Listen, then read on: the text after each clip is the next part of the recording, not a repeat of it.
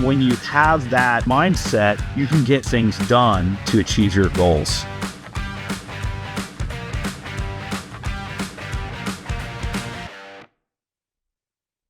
Today, my guest is the CEO of Brown & Brown, Powell Brown. Powell, how are you today, my friend? I'm great, Al. It's nice to see you. It's awesome to see you. I've been really looking forward to this. You know, I go way back with your dad, okay? Back to I know I'm aging myself, but way back to the days of Powell & Brown, right? Early 90s and whatnot. I've seen the evolution. What a great company you have built, and what a great company Brown & Brown is. And a lot of new things going on. Most recently, obviously, the big acquisition of Risk Strategies, which, you know, kudos to you. A terrific company, real good friends with Mike Christian. Been there from the beginning with him. And I give you, you know, total kudos on that. It's a great combination. Well, thank you. We're really excited. And, you know, it's a team effort. You know, everything that we do at Brown & Brown is about the team, and the success that we've enjoyed is as a result of all of our teammates working together with and for our customers. But I, too, have a very good relationship with Mike Christian and have observed him and admired the business that they built, he and John Mina, for a number of years. And so we're very excited for them to be part of the team and the go forward organization as Brown & Brown continues to grow.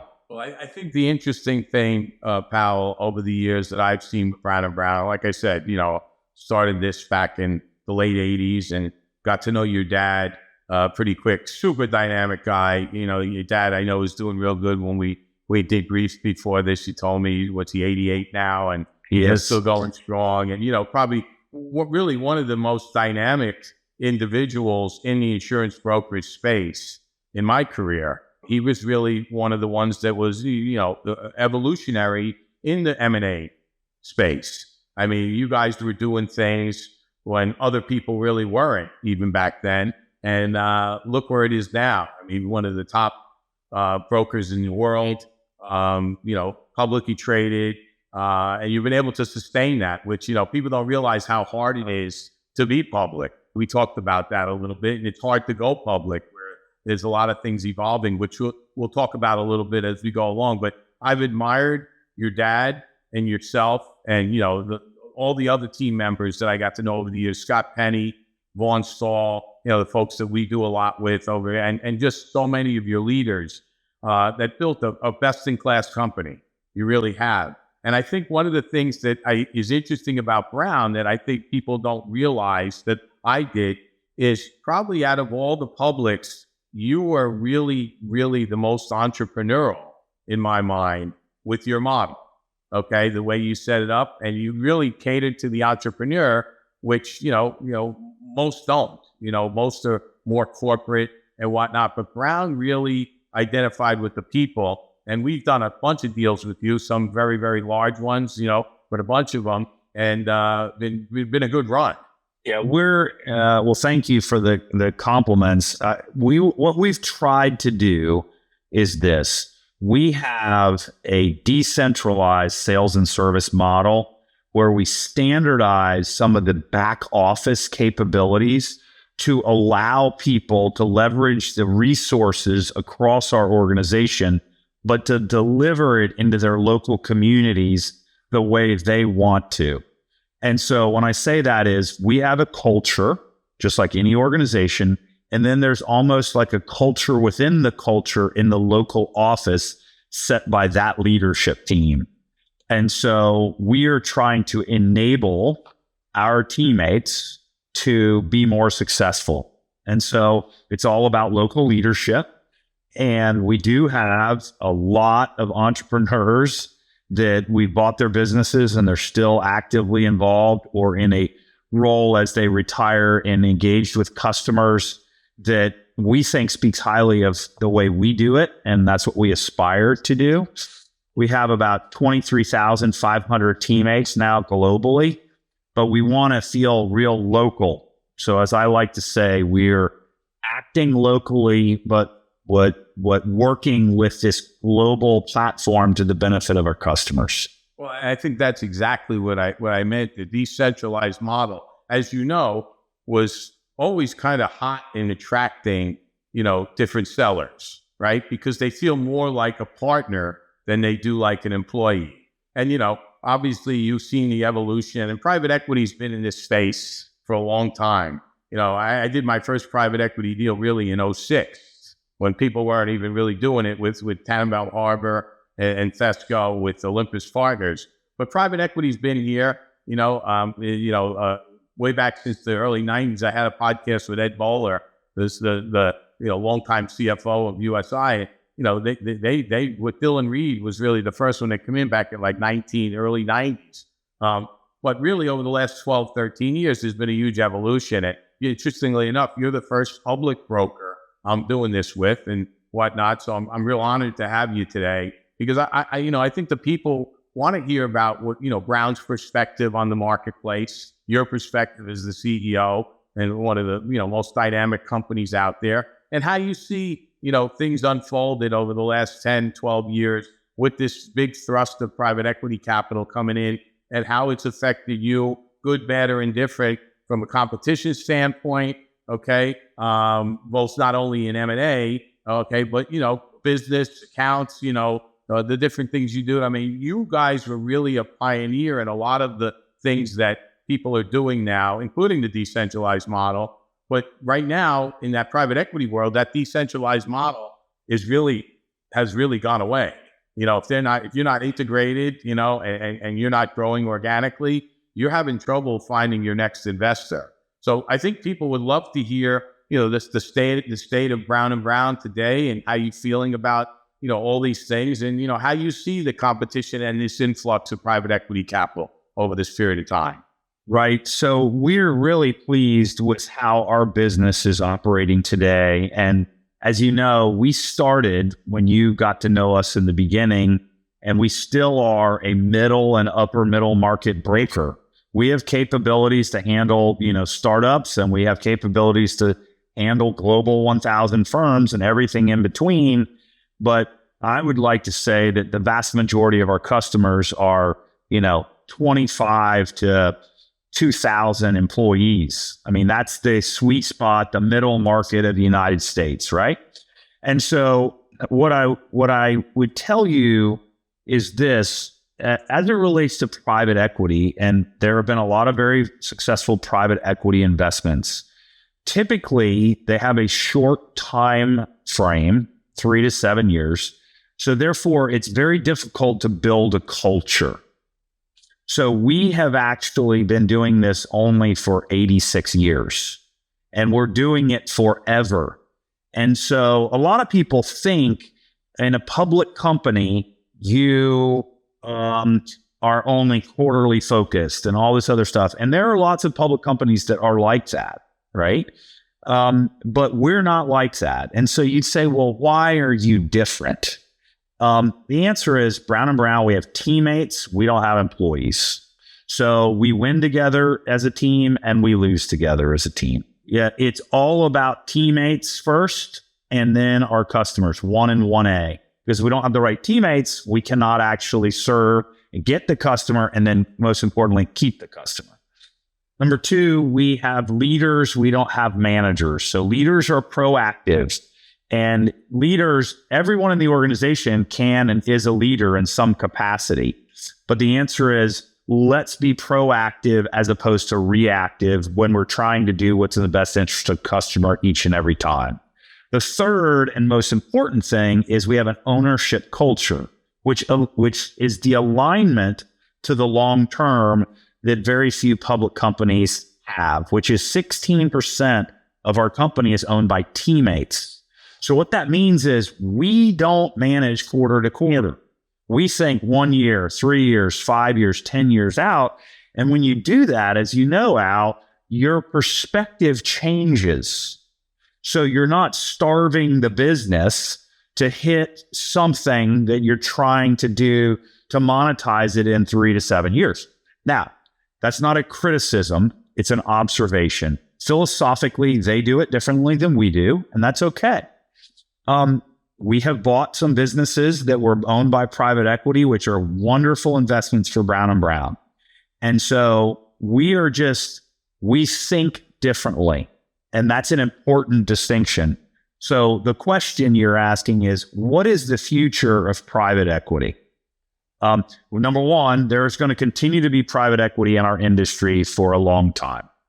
Number two, I believe that there are certain firms that have gotten too big, not too big overall, but to be purchased by that many people. So their options are one of a couple things. They could go public, which many of them say that they're going to go public, but it's a little harder to do than, and you know that. And I usually think if you say we're going to do this, it's a 3-year slog to get there, to be prepared to have a big 4 accounting firm sign off on your financials. That's number one. Number two, I think that there will be some additional combinations, meaning private equity and private equity will come together, because leading a larger organization, a dynamic organization, is different than when it is, 500 people or 1,000 people. And so the capabilities to lead a business that's $2 billion, $3 billion, $4 billion in revenue as a private company is different. Doesn't mean there aren't people out there that can't do it. It just means it's different. So we think it creates lots of interesting opportunities for us. I'm 58 years old, which is young. My father is, as you alluded to, he's 88. He comes to the office every day. He's not involved in running the business, but he retired as CEO at 72. So from a standpoint of God willing and health permitting, I'm planning on doing it a long time. And when you have that long-term mindset, you can get an enormous amount of things done in trying to achieve your goals. No, I think that's all really well said. And I agree with your assessment. And to be quite honest with you, in 37 years of doing this, I think there's been many cycles. Okay. And I think we're in a cycle now. So like you're saying, things are changing. I agree with you. When you get to a certain size as a private company, they all, many of the CEOs for these private equity backed brokers have been on podcasts with me. And the big word they use is optionality.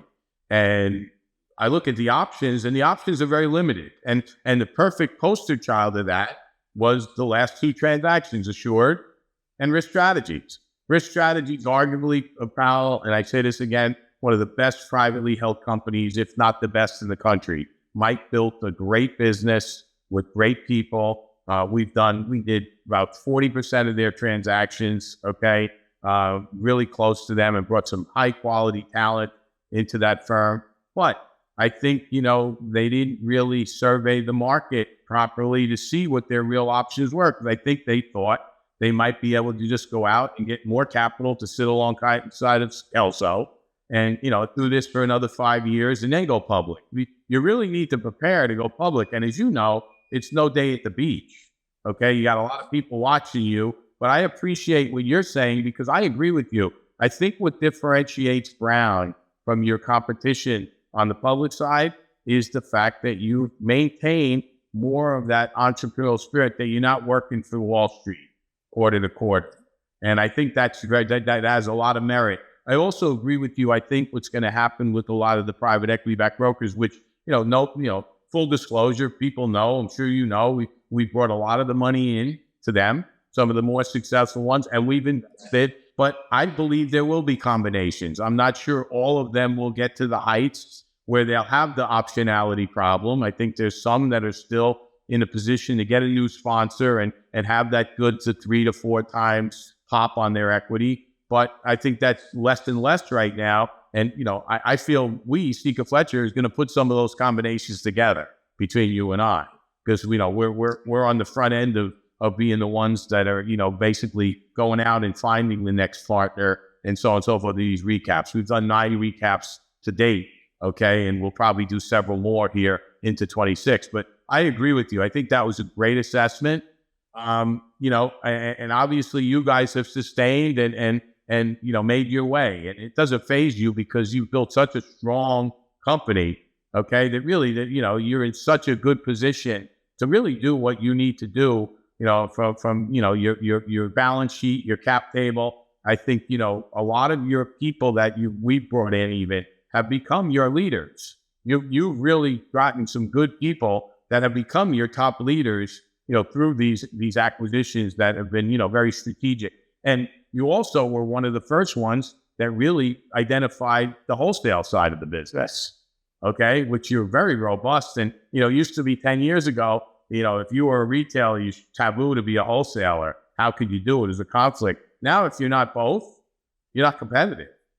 All right. So, you've done a wonderful job with that. So speak to, where you see Brown & Brown, going from here. I mean, I don't think you're going to change your strategy, but, I think the opportunities may become more now because we're in one of these cycles. Yeah. So thanks, Al. A couple things. Number one, if you go back to 2012, we did our first large acquisition then, which was then Arrowhead General Agency.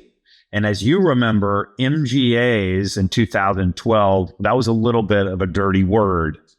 And so there were people that looked at us like, are you crazy or not? And the answer is no, we're not, because they have such a rigorous underwriting discipline and a very thoughtful marketing and growth strategy where you can marry those two. And the two senior people there are now senior people in our organization. So Chris Walker and Steve Boyd. And so they both run now a $2.5 billion business called Specialty Distribution, which we just combine programs and wholesale together. So that's number one. Number two, we believe that as the retailer, we have an obligation to do what's in the best interest of the customer each and every time. So that doesn't mean that we have the capability to do everything as a wholesaler. We are growing some of those talents, and we have a lot of those talents, but we do business with large independent wholesalers too, and are partners with them. So there is a place in my mind where there are trading relationships with other firms that can be mutually beneficial. And I would tell you that I use this term carefully, but there are frenemies. Some of my friends that are in the independent wholesale, they look at Brown & Brown's wholesale operations and Bridge Specialty and things like and Arrowhead Intermediaries now as frenemies, because we do business with them and we do with the independent, and we do business with Arrowhead Intermediaries. From a standpoint of wholesale, I think that the wholesale business is a great business, and I also think the programs business is a great business. The key is getting the right people, just like in the retail business. And so we believe that we're the largest MGA, MGU in the world today in terms of delegated underwriting authority. Doesn't mean that there aren't some affinity businesses, but they're not delegated as I understand it. So just to keep that in the back of your mind. And so what we have done is we have continued to look for businesses that fit culturally and make sense financially. We bought a business in London a couple years ago called Kentro. It trades under Nexus. That's a global program manager. We have, as a result of several acquisitions over there, a larger London brokerage component. And so what we've built over time is a business that we can supply and or provide certain capabilities to Brown & Brown Retail. The majority of those businesses, their customers are outside of Brown & Brown, interestingly enough. And in some instances, there are competitors of ours that trade with us because we have a unique product, and we may trade with them because they have a unique product. And so I think that it's a very interesting time. If you go to London, Al, as you know, there's a feeling, I don't necessarily subscribe to this, but I do understand the point. There's a feeling there that there is ultimately going to be 15 global brokers. And if you're not part of one of those brokers, you're going to be on the outside looking in. And that is more prevalent over there than it is here. Do I believe that? I understand the point that is being made. I don't necessarily agree with that because I think that there's always a place for specialisms. But in order to be dynamic as you continue to grow, you have to enable individualism and that kind of, as I call it, kind of the entrepreneurial spirit. And so we're going to continue to look for firms like that to acquire and ask to join us, and that will embellish our capabilities. So Powell, when it comes to wholesale, which was kind of a thing that was taboo, right, for a period of time, and you guys did such a good job with it with Arrowhead, including being kind of pioneers on how to brand the wholesale MGA space, because you were going to keep it separate. You're not going to mandate your retailers to use it. That was kind of the first evolution of change in your business, where things became more of a one-stop shop, meaning, commercial was natural to employee benefits, personal lines into high net worth and, all that good stuff. But really the things that have evolved now in your industry, okay, starting with wholesale, retailers being wholesalers, and that combination is full financial services. So, what's been really prevalent the last 5 years, which no one would touch, has been the wealth management and the RIA stuff, and we're always being pushed into that and saying, Al, you really should get into this. And we've done a bunch of RIAs that are already tied to insurance brokers, and we've dabbled in looking at that more strategically, specialty. But we believe, and I've always believed what we've done, is because of the distribution possibility, is those are really niches. Even wholesalers, we don't sell wholesalers into wholesalers. We sell them into guys like you because they're already set up for distribution, right? And they're a niche usually, some kind of product program that can be leveraged by your retailers. What is Brown doing, if anything? And if pardon me if I'm not up to speed on it, are you doing anything on the wealth management side? So the answer is with the Accession acquisition, there was some small investment businesses in there. But as a broad generalization, what I would tell you is this. We think I can see where it makes sense on a piece of paper. Okay, I can understand it, but and I don't like to use never or always. Okay, but I believe in order to do something, you don't want to dabble. So you have to either be all in or not. That is not a business that we're all in, meaning you either got to be all the way in, because like I said, I know just like you do what people are paying for RIAs today, and it's unbelievable. And it's great because the assets are, under management are going up. If you had a 20% correction, those numbers look a lot different. And so what I would say is this, it makes a lot of sense, but we've sort of tried to stick in the core insurance and related services space. But I do know a lot of people that are getting into it. And I know a lot of people that have a lot of money under management and all those other things. And I think that, as I said, on a piece of paper, I can see how they're making it make sense. We haven't figured that out yet. Yeah. Well, listen, I totally understand that. The reason I asked the question is because I was not familiar seeing you do anything in that space. And listen, there's a handful of people that have really dove into it. And look, the complexities were always compliance, okay, and getting concerned about that. And listen, it still is complex. You broker dealers pay direct to the individuals, not to the company. So you got to figure all that out. There's ways to do it, but I think you'll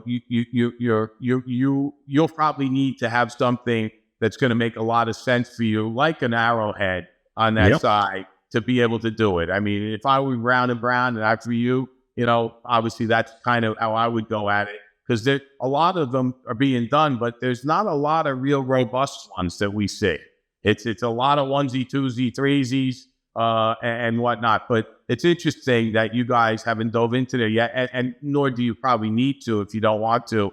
But it's interesting how it's evolving everywhere else, that if you're not now in wealth management, on the middle market, private side, you're not as competitive. I mean, there's certain things that you have to have, right? And there's certain classes everybody wants, right? That's sexy. But now with the acquisition of Ascension, I never call it that, Ascension. I call it strategies because, that risk strategy will be in my head forever. I think they bring a lot of verticals, not that you didn't have, or maybe enhance some of the ones you've had, but also bring a lot of other things because they built themselves over a short period of time a really good wholesaler in 180.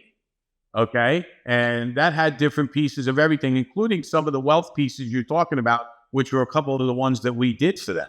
Yeah. So you're hitting on a couple really important points on, beyond, which starts with the cultural fit, but why we were interested in risk strategies and 180. So let's start with risk strategies. You're right in saying they have a number of capabilities that are either new to us or additive. So let me give you an example.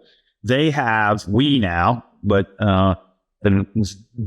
a lot of large healthcare capabilities in the PNC side. We have a lot of large healthcare capabilities in the benefits side. So kind of interesting that they could kind of work together in the future. They have a very robust private equity business they handle the general partnerships and all the portcos as opposed to one-off portcos. That's the second. Third, they have a big captive business about. They also are very big and they're niche-y, but let's just say entertainment, both theater, movies, and television. That said, you go over to the 180 side, and Matt Powers and others have built a really nice business since 2019. And it's interesting because that business is more casualty focused, whereas our business has been more cat and property driven in certain parts, right? So it's this nice balance. And so they have some really interesting niche capabilities in their programs and in wholesale. And so today, I mean, that's a really big business for us. When you put all of that together, all in, our specialty distribution business is over $2.5 billion of revenue. Amazing. So it's a big business. Yeah. Oh yeah. It's a big business. And Powell, and pretty much for most part, most people are, unless it's, Mother Marsh, Aon, Willis, most of the brokers out there that you compete against are middle market, upper middle market. But I do think with Mike Christian's background, he had more of that, risk management, alternative risk flair. Does that bring something to the Brown table? I'm not suggesting you're not writing those type of accounts, and yeah, I'm sure you have a handful of them, but does that enhance what you're doing there? It does. They have a very robust high net worth and ultra high net worth practice. They also have some large account capabilities that will be very additive to ours. So we have a business that's called Risk Solutions based in Atlanta. It was actually formerly known as Beecher Carlson. That's Brown & Brown Risk Solutions is the PNC side of those capabilities, but you're exactly right. Mike has a large account and advisory type bend in a very good way. And it kind of emanates throughout that organization, which is actually beneficial and will be absolutely helpful and as we bring the two organizations together. So we're very pleased about that. Yeah, no, I mean, I think it's a terrific combination. And Mike does too. We did a podcast several weeks ago, and, Mike was very candid. He said, when he started this, he really was starting as a consultant. He wasn't even thinking as a retailer, and he got an opportunity to buy a small firm up in Boston. And Mike's an LA guy who landed in New York and then in Boston. He always told me the story that, he was putting his second picture on his wall when he went to A&A, had bought Jardine, and he was going to run New England for A&A, and he was putting his second picture on his wall of his new office, and Aon bought A&A, and that's when he decided. And he and I sat on the phone, Christmas Eve, 1996 in the morning, and he said, this is what I'm going to do. I'm going to start this company. And he thought he was going to start it as a consultant, but this thing has evolved. But, he was very clear. He said he thinks this is the best outcome for his strategies, with the options that were out there at their size, which you said earlier are limited. And, everyone's going to learn from that are going to get to that size. But once again, I think it's a cyclical type situation. I think that's a great landing spot for Risk and obviously for Brown. And I think there's a lot of synergies there. I agree with you. And that's why I brought a couple of them up. But it should be interesting to see. I mean, combined, they were close to $2 billion. And what's Brown now? All in, we're roughly on a run rate of about $7 billion today. Which is amazing because, like I said, I remember when it was Poe and Brown, way back in the early 90s, and, you couldn't have been more than, I don't even know. When we did a reverse merger in 1993, the combined revenue of the firm was $85 million in revenue, and the market cap was $99 million. Jeez, that's amazing. And when did you go public? That was 93. So remember, that's the reverse merger. This was Poe and Associates. Brown and Brown merged into that. We were known as Poe and Brown from 93 to 99. We were initially on the NASDAQ. We went over to the New York Stock Exchange, and then the Poe family sold all their shares in 95, and we changed the name back to the older of the two firms in 99. What a story, man. I mean, and I'd be very proud of your dad, and I know you are tremendously proud, but, all the family members as well that you've got into the business too, which is, a testament of, people laugh, and they say, oh, that's what we build these businesses for, to get your families involved. It's not a bad thing. It's a good thing. Okay. Especially you're building such a great company like you guys have, but you guys should be super proud of what you built. I mean, I've been very, very fortunate to be involved with you guys over the years, over my 37 years, and obviously my partner, Mike Fletcher, he feels the same way. Mike has been a big advocate of Brown and Brown, as have I. And, I like to see, I've seen a lot of it. I got a few years on you, not too many. We listen to the same music still. Okay. 64. But I think that, you guys should be really, really proud of what you built. I think it's one of the best companies in the country. Now with the adding Risk, which I've said many times, I think is is the creme de creme of the privately held, private equity-backed brokers. Only good things more to come in my mind, pal. And I hope you stick at it a heck of a long time and you stay with it because you've done a great job and, got a great group of people there. It's all about the people at the end of the day, pal. The culture, the people, that's the secret sauce. Well, thank you for the nice comments. I have to, remind you, I did nothing. We did everything. So we're a team here and it's a journey, and God willing and health permitting, I'm planning on doing it a long time. And I would tell you that we're excited about what we've built, but we think that we can always get better. And you're right. It's all about teammates.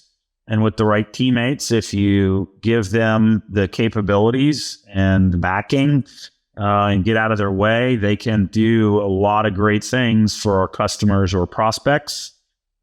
There's a lot of change in the business, as you know, and you've alluded to. That creates opportunities for us, particularly firms that, one, have a balance sheet, that are conservatively levered, and that are playing a long game. So there are other firms that are like that. They're not exactly culturally the same as we are. We might be slightly different, but the answer is they also have, strong financial backgrounds, and there will be a lot of interesting change in the next 3 to 5 years. And you and I know enough about the industry to say we can see some of it, but I bet in 5 years, when we have a conversation in 5 years and look back, there will be some things that will surprise us even then. And so it just goes to show you that if for those firms that think about things to be conservative financially and be in the right opportunity to invest when the right firms come along, it creates huge opportunity. And that's where we think we are. And I very well said. I'm not going anywhere either, pal. I don't play it honest. I mean, they'll probably have to, I'll probably die with my boots on here. I mean, it's been a great run. I got a great team of people, as you do. And I'm building this to last for the younger people behind me that, now are kind of taking over some of the stuff that we've all done. But, Mike and I feel very bullish about where we are. I'm proud of what we've done, like you should be about what you've done. And, I don't see myself quitting at any time. And I expect in the next 5 years us to be in the middle of a lot of the change you're going to see. Okay. Just like we have been for all the years, to come that have been to this point. So, listen, I've thoroughly enjoyed this. I don't know if there's anything else that you'd like to cover today. But I think, you answered all my questions, and you certainly, gave a really good, a status of Brown & Brown and where you're going and what you're going to do. And, my thing to you is keep doing what you're doing. And I think you'll probably end up, with some more of these folks, latching on to you guys. Well, I've enjoyed it, Al, first, and testament to you and Mike and what you guys have built. The only thing that I would leave you with is this, and to your listeners, is, in my opinion, and in our opinion as an organization, it all comes down to culture. And so if anyone asked me whether I knew them or not, I'm thinking about selling my business, and let's just say it's in the insurance business, but it could be in any other business too. And they said, what do you think? I basically say, do your research on the industry, pick the firms that you think you can actually work with for an extended period of time. So there's a cultural enlightenment, or a cultural alignment, I should say. And then talk with someone like you, Al, that you're guiding them, and enable them to go and cut a deal with the firm that they fit culturally with. Because if you don't do that, and you have seen this more times than even I, is there are founders of great firms that sell their businesses, and in 3 years they leave because they're not happy. And that's not a win-win in my mind. A win-win is where the owner of the business or owners has the ability to be involved how he or she wants to for an extended period of time in terms of transition accounts, transitional leadership, and actually potentially being involved in leadership if there's an alignment. That's assuming they're paying you properly, that they're not, people you wouldn't want to hang out with, all these other things. But I'm just saying, we can't stress it enough. Cultural fit is everything. Then the finances will take care of themselves. And I know what you advise your customers, and we advise the same thing. There are some people that are good firms and they just don't culturally fit with Brown & Brown. That's okay. I'd rather know before we do a transaction. Well, it's very interesting. What you just described is exactly what we do. The only difference that first of all, I tell everyone, people by people. When we prep someone for a process, we tell them 2 things: enjoy it and pick the people, not the firm. Because you'll know.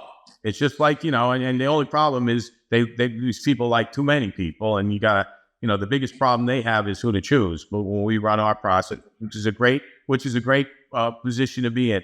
But what you described is exactly what we do. The only thing I would say different is they don't need to survey the market. That's what they have us for, because we know everybody. Everyone knows us. We know everybody. And we educate them more on the firms and the people than we do. The financial part's the easy part. That's the easy part. That falls in line. The market's the market. We let the market speak. Okay? It's finding the right fit that we always strive for our clients. And, obviously with our track record and, our standing in the market, the way we're doing things works. We're good at what we do is because we manage that process better than anyone, exactly what you described to the T. And I appreciate you saying that, because I'm smiling as you're saying it. But we're right there with you. And that's why Brown & Brown has done real well. You're selecting the cultural fit, the people fit. It's the biggest business out there, but it's not the right fit. Doesn't matter. You're in that position now where you can pick and choose.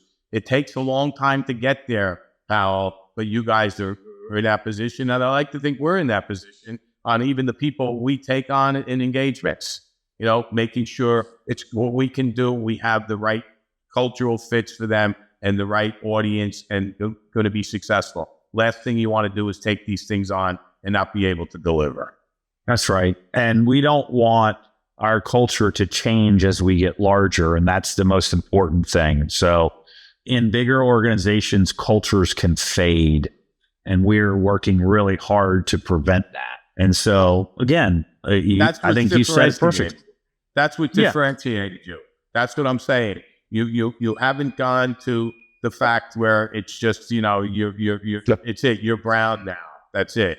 You're still your identity. You still have that decentralized entrepreneurial feel.